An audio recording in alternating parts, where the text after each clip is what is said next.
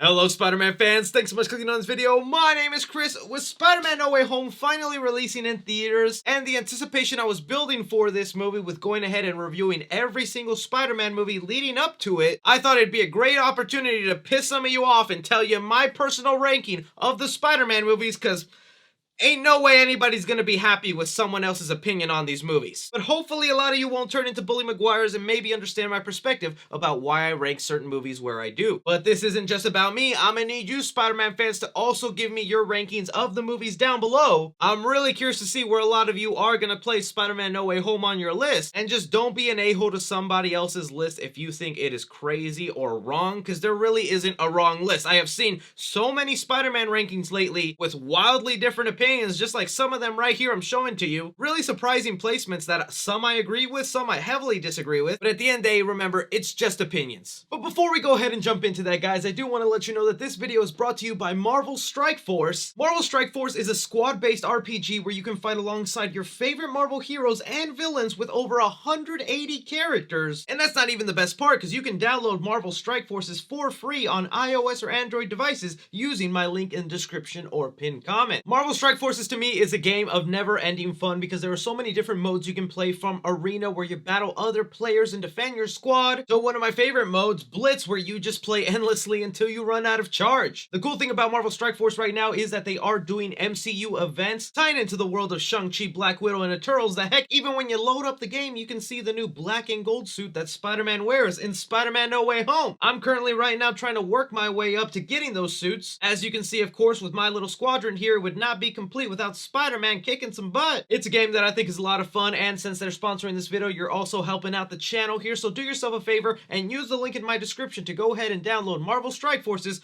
for free. Thank you again, Marvel Strike Forces, for sponsoring the channel. Enough babbling and prefixing. What does it matter anyways? People are still going to be pissed no matter what. Let's just get started with this fest. Starting off with number 11 on my list, Venom from 2018. Now, at first I wasn't going to include the Venom movies on my list, but a lot of you guys wanted my opinion on those films. And well, honestly, I'm just someone who is so conflicted on the Venom franchise. Because one, I do like visually the way Venom looks, and sometimes even the relationship that Tom Hardy's character has with the symbiote, but the story at times just comes off a little too wacky and goofy. It also does kind of bother me as a Spider-Man purist that it is not 100% Venom, since he never got attached to Spider-Man, so he doesn't even get the white spider. But I can admit there are guilty pleasure fun things in this Venom movie that make it an okay watch for me. But I guess what I really wanted more from the franchise was something a little serious and darker with the character of Venom than a comedy. Bringing me to number 10 on the list, Venom, Let There Be Carnage. Now, unlike when I went in to go watch the first Venom movie, because if you go back and watch the trailers for the first Venom film, the trailers were very serious and were pinpointing a dark movie, and then having actually seen Venom and realizing it's a little goofy and silly and comedic, it really prepared my mind to just go ahead and enjoy Venom Let There Be Carnage for a silly wild time, and that's kind of what it was. I actually do like Venom Let There Be Carnage a lot more. It's a guilty pleasure of mine, especially as someone who always wanted to see Carnage on the big screen, and Woody Harrelson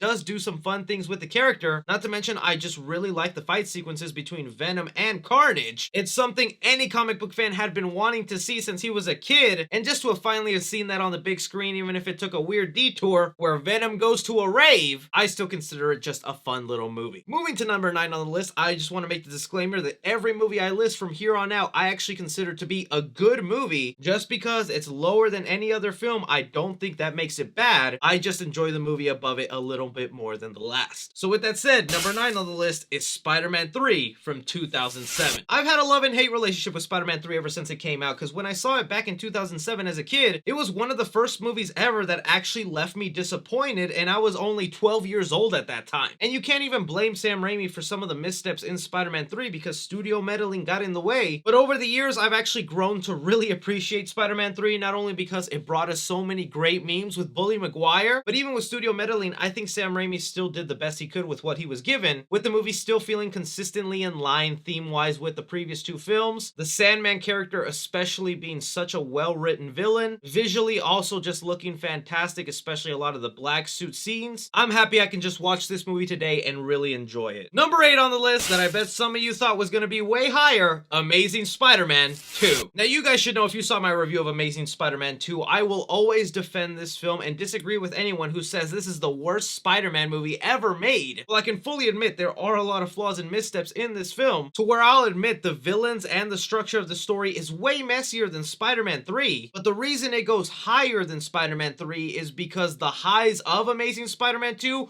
are just through the freaking roof. Visually, the best Spider-Man movie we've ever had, even after No Way Home. There still has not been a live-action Spider-Man movie that outbeats Amazing Spider-Man 2. Andrew Garfield remains committed to the role, giving one of the best performances as Spider-Man, pairing that up with the relationship of Gwen Stacy, which was like the only thing in the Amazing Spider-Man franchise that remained consistently good and well explored, where I fully agree that they pulled off the death of Gwen Stacy storyline that left me traumatized and bawling for days. So yes, a messy film with a lot of flaws, but the things that are good in this movie are just so damn good to ignore. Number 7 on the list, Spider-Man Homecoming. Believe it or not, Spider-Man Homecoming was not originally in the number 7 spot. It was actually a little lower on the list, but thanks to a movie like Spider-Man No Way Home, I can now appreciate Spider-Man Homecoming a little more because the vision is clear about what they intended to do with this movie. I was always extremely harsh on Spider-Man Homecoming because I guess I expected a lot with Spider-Man joining the MCU. It was an exciting time, and then when I saw the movie, it was just not a Spider-Man I recognized. He was a little too teched out, had an AI voice in his suit, a lot of strange decisions with the supporting cast members involved in his movie, but halfway into the film, when Tony Stark takes away his suit, then it starts to feel like classic Spider-Man with a great homemade suit. Him fighting the Vulture, which is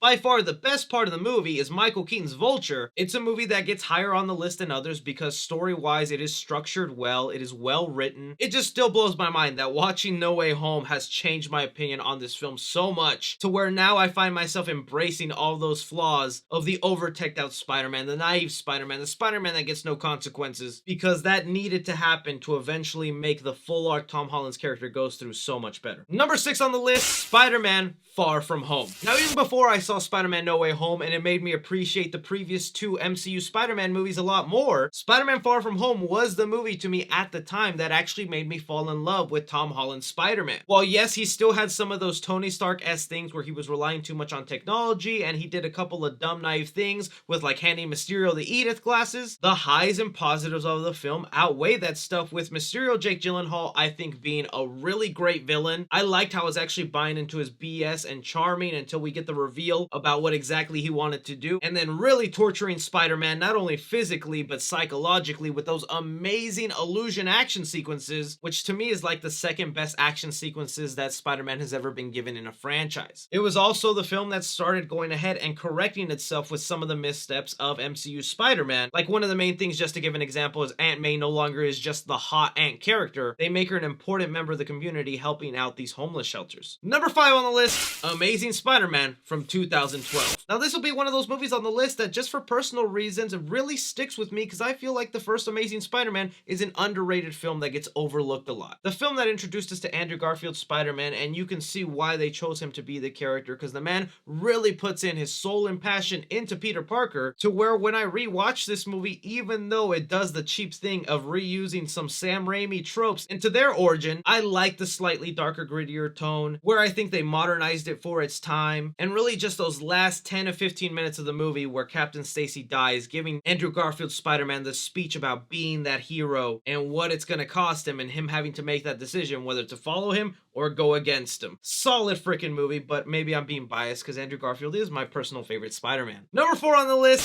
Spider-Man Into the Spider-Verse. Man, do you remember when they announced they were gonna make an animated Spider-Man movie and we're all like, Sony, you're milking this character hard, and then we watched that film and it's a celebration of being Spider-Man. Even just the way that movie opens, and you can already see the details of them poking fun of the previous Spider-Man movies, but also introducing Miles Morales to the general public and nailing it. It's a movie that really kind of gives you an idea of what the essence of being Spider-Man is, where I was just so surprised at times how dark this animated kid film got, to where, not to throw any shade, but just think about how dark Spider-Man Into the Spider-Verse gets, and then the first 2 Tom Holland movies never reached that level of emotion or shock value. It's just a Spider-Man film that checks all the boxes here. Good story, good characters, lots of fun, but also serious and emotional when you need it to be. Bringing us to the final 3 movies, Number 3, Spider-Man from 2002. Honestly, I consider the first Sam Raimi Spider-Man movie to be a perfect origin story movie. Not only did they adapt the comic book origin of Peter Parker so well in live action form, but it's also adapted in such a way where it feels almost like the blueprint that so many other origin movies had to follow later on, where it gives you an idea of exactly how to do the origin story for a superhero, the establishing the character before the powers, the getting the powers, the exploring the powers, the abusing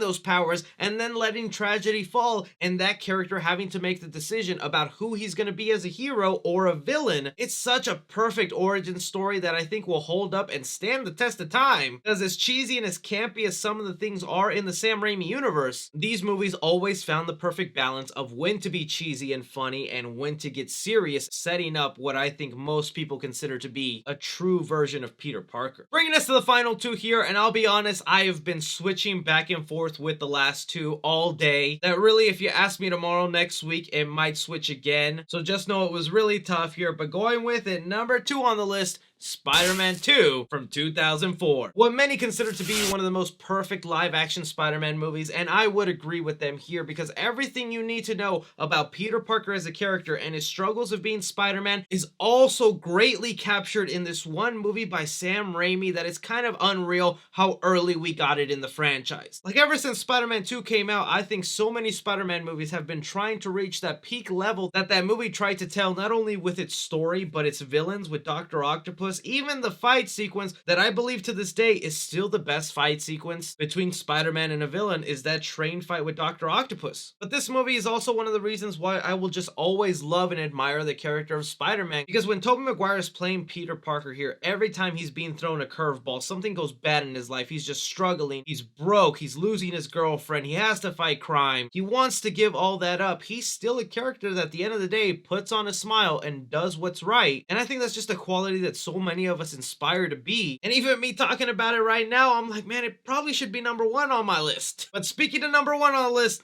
call me cliche or doing it just because the movie recently came out, Spider-Man No Way Home. Look, is this movie the best written, structured, or even thematically made Spider-Man movie? No. Does it have a lot of flaws? Yeah, the first half of the movie is very jokey, turning some of these villains we grew up with to just meta-referencing things so that Spider-Man fans can have the nostalgia and callbacks and go, oh, I know that meme, that's a good one. But is this movie to me an anomaly that we never saw coming in a million years?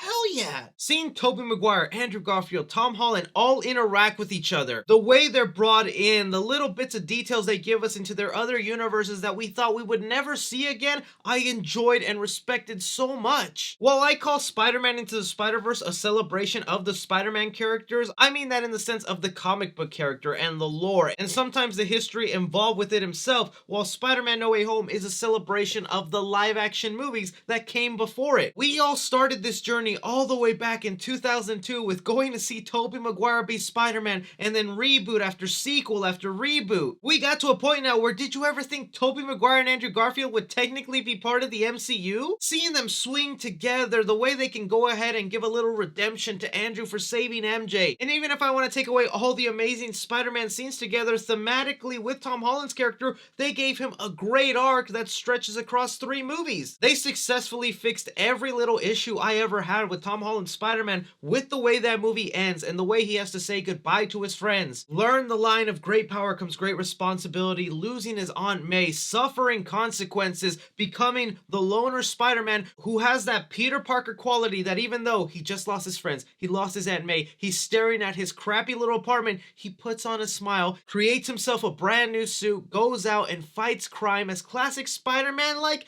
this movie is just a film I'm gonna treasure so much because even just the theater experience with the crowd, seeing so many people clap and cheer for all 3 Spider-Man, which is a thing that you think is impossible because on the internet, everyone's like, oh, Tobey's better, Andrew's better, Tom is way better. In that theater, I collectively felt we all agreed these are just 3 great Spider-Man, and now we have a great Spider-Man movie that takes this one moment in time that who knows if we're ever gonna get something like this again and puts it into just one movie to enjoy forever. So I understand Spider-Man No Way Home is not perfect. There are other films on this list that are structured better as movies themselves, but personally what this means to me and seeing all 3 Spider-Man in one film, Come on, I can't beat that. But that is just my personal ranking for all the live-action Spider-Man movies. I want to hear your guys' opinions down below. Even if you disagree with me or have a wildly different list, I'd be happy to see it down below and respect your thoughts on it. Stay tuned for more upcoming Spider-Man No Way Home videos. Don't forget to like, subscribe, follow me on Twitter at 3C Films or on TikTok at 3C Films. But as always, I'm Chris. Take care.